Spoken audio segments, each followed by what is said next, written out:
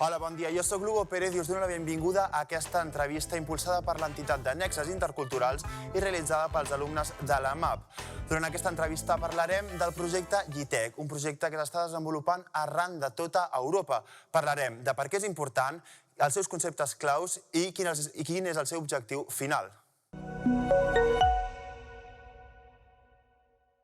Aquesta entrevista no seria possible sense les nostres tres convidades, que són persones que treballen dia a dia des de l'interior del projecte aportant les seves idees innovadores. És per això que donem una forta benvinguda des del grup de Barcelona a l'Ada, l'Andrea i la Júlia. Benvingudes, com esteu? Hola, què tal? Molt bé. Com a primera introducció, volia preguntar-vos què és el projecte Llitec com a tal. Doncs és un projecte financiat per la Unió Europea, un projecte Erasmus+, que tracta sobre economies transformadores. Dins del projecte nosaltres estem aprenent sobre aquest tema i l'objectiu final és fer un joc on podem disseminar i explicar a altra gent què és el que hem après. I això es fa conjuntament amb grups d'altres països, perquè, com hem dit, és això de la Unió Europea. Llavors, treballem conjuntament amb altres grups de França, Grècia, Itàlia. Quines van ser les vostres motivacions i quines són actualment les vostres motivacions per participar en aquest projecte? Jo inicialment em vaig presentar a Nexes per fer unes pràctiques, però ja van agafar algú altre, però em van dir que hi havia aquest projecte i em va interessar moltíssim. Pel fet d'això que parlàvem abans, que a través del... O sigui, jo les economies transformadores és un tema que considero molt important i a través del joc vaig considerar que era una manera com molt creativa i molt com xula d'apropar-ho a la gent. La veritat és que estava interessada en conèixer una mica més sobre el consum conscient, quines alternatives podia trobar al barri, perquè m'he mudat a Barcelona aquest any, i llavors em va aparèixer realment a Twitter i vaig dir, ostres, quina proposta més xula.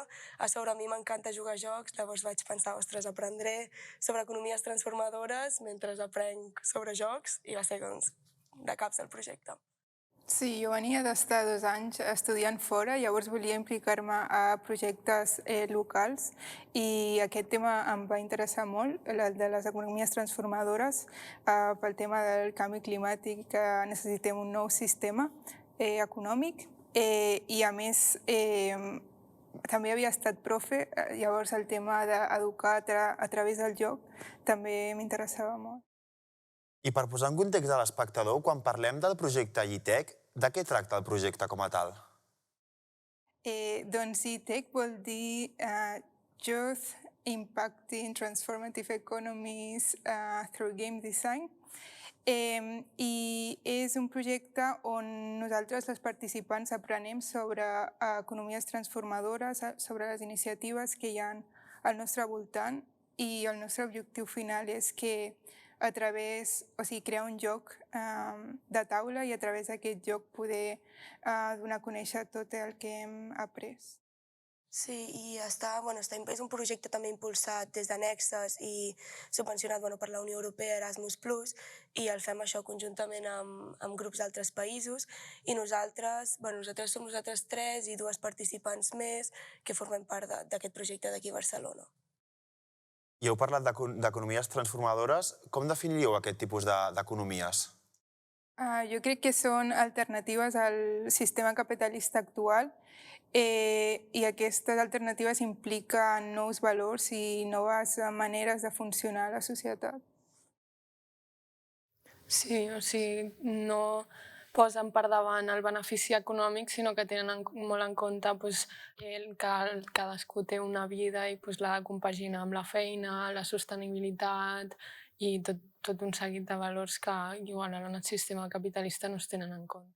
Sí, crec que es posa també bastant el focus això, en la comunitat, també una mica en el compartir, en no lucrar-se, el que hem dit, una mica separar-se d'aquest sistema capitalista i amb això preocupar-se tant per les persones com també pel medi ambient i sostenibilitat i també una mica la justícia global. I com creieu que el projecte Llitec pot impulsar aquestes economies? Pot ajudar a transmetre aquest missatge? Al final, com que el nostre projecte vol acabar creant un joc, serà com la nostra eina de difusió de que existeixen aquestes economies transformadores, que hi ha alternatives en el consum i en la manera de fer dia a dia, i llavors creiem que el joc pot tenir un impacte perquè és això, no? Que al final pot abarcar a una població molt més àmplia, des d'infants a adults i... Sí, jo crec que tothom ara, avui dia, valora l'educació, no? I és una bona eina per donar a conèixer aquestes iniciatives. Sí, a més, com per part del projecte també, des de cada grup local es van a visitar diferents com iniciatives d'economies transformadores que tenim al voltant i també això ens permet a nosaltres conèixer-les i igual dir-los als nostres amics, a les familiars i participar d'elles i amb el joc també, una mica tot. I heu parlat d'un joc, al final el projecte Llitec és un projecte molt creatiu i molt innovador. Com és el procés d'escollir un joc com a mitjà per llançar el vostre missatge? Doncs això una mica és el que vam anar a fer a Itàlia. Ens van ensenyar, va venir el Dani, que és dissenyador de jocs, i ens va ensenyar tot el procés, tota la teoria, a través també de jugar amb altres jocs a taula i saber com funcionen. I després pluja d'idees per saber quin és el joc que volíem construir nosaltres. Per mi, personalment, és un repte, no? Perquè al dia a dia potser no penso tant en la meva creativitat i és un repte haver de treure aquesta cosa que tens a dins creativa i et dones compte que tens molt més del que creies, no? I a mi, personalment, que m'agrada molt jugar a jocs, també va ser com que xulo, no? Doncs poder participar en la creació d'un joc, perquè al final aprens molt jugant i penses en estratègies i li dones voltes al mateix joc, llavors és com que aprens passant-ho bé i pots arribar a un públic molt més ampli, des d'infants a gent adulta a gent gran, i crec que és una eina com molt poderosa que a vegades, potser no tenim tant en compte. I abans heu mencionat Itàlia, perquè és un projecte, al final, europeu, on participa grups d'Itàlia, de França, de Grècia. És difícil la comunicació entre grups tan diversos i amb tanta distància pel mig? Com ho feu? Home, jo amb el tema de la llengua parlem en anglès normalment. Sí que hi ha gent que té més dificultat, llavors sí que necessitem com intermediaris, no? Dins del mateix grup, ens ajudem uns als altres. Aquest també és un valor que hem de tenir per poder tirar cap endavant amb economies transformadores, no? L'ajudar-se, la solidaritat. Llavors, és un repte perquè de vegades la comunicació no flueix, però això també passa, tot i que parlem la mateixa llengua, llavors és adaptar-se i quan estem aquí ens trobem online per videocalls. I no sé, és molt interessant perquè al final també t'aporten coses molt diferents de com entenen ells i elles les economies transformadores en els seus països o potser en els seus interessos i es centren en altres coses. I llavors, clar, la idea està en que nosaltres aportem el nostre granet de sorra i ells el seu punt de vista i així doncs pot ser un joc més global. I es crea un sentiment d'unió i parlant d'unió, com neix aquesta unió entre els grups? Això també ens va... O sigui, són les organitzadores d'aquest projecte, en aquest cas Nexes, que és una organització d'aquí a Barcelona que fa molts d'aquests projectes europeus i ja va ser ella que ho va dissenyar com aniria tot més o menys, es va ficar en contacte amb aquestes altres associacions i... I ara el joc global, com has mencionat, en quin punt està de desenvolupament i de producció?